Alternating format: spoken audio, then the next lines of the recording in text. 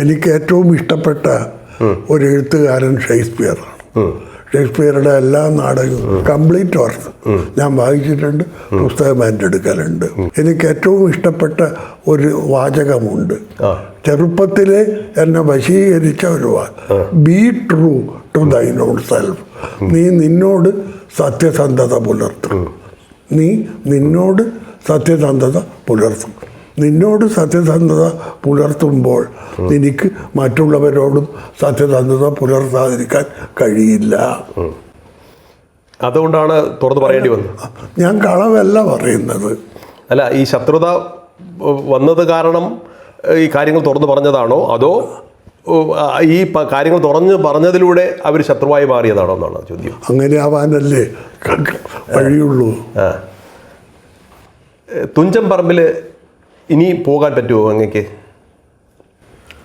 വയസ്സായി, 97 വയസ്സ്. പിന്നെ പോകണമെന്ന് ആഗ്രഹമുണ്ടല്ല? ചന്തു നായർ എന്താ അങ്ങനെ ഒരു ചോദ്യം ചോദിച്ചത്? അല്ല, MT വാസുദേവർ അദ്ദേഹം കാലം പൂകി.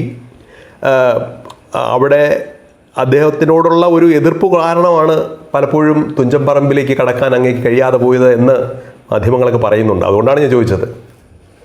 പിന്നെ അദ്ദേഹത്തിന് ഗവൺമെൻറ് കൊടുത്തിട്ടുള്ള അധികാരം ആജീവനാന്ത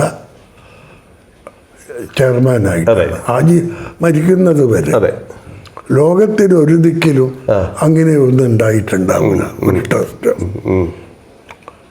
എത്ര നല്ല ഭരണാധികാരിയാണെങ്കിലും 5 കൊല്ലം കഴിയുമ്പോഴേ ഇലക്ഷൻ വരും.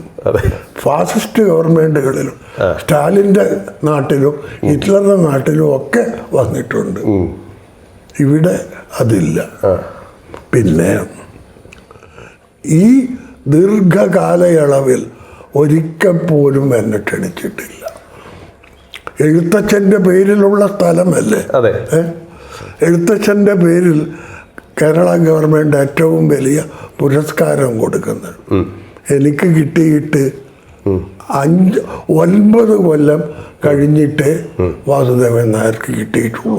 സത്യത്തിൽ ഇതൊന്നും പറയാൻ ഞാൻ ആഗ്രഹിക്കുന്നതല്ല. നിങ്ങൾ ചോദിക്കുമ്പോൾ ഒളിച്ചു പോകാനും ഞാൻ ഇഷ്ടപ്പെടുന്നില്ല. അതുപോലെ തന്നെ ഒരാളും കോൺഗ്രസ് ഗവൺമെൻറ്റും ഭരിച്ചിട്ടുണ്ട്, കമ്മ്യൂണിസ്റ്റ് ഗവൺമെൻറ്റും ഭരിച്ചിട്ടുണ്ട്. ആരും ആ വിലക്ക് മാറ്റിയില്ല. ഇല്ല. അത് അങ്ങേക്ക് വളരെ നീരസം തോന്നിയിരുന്നു എന്നുള്ളത്? നീരസമല്ല, ചിലപ്പോൾ ചിരിയാണ് വരിക.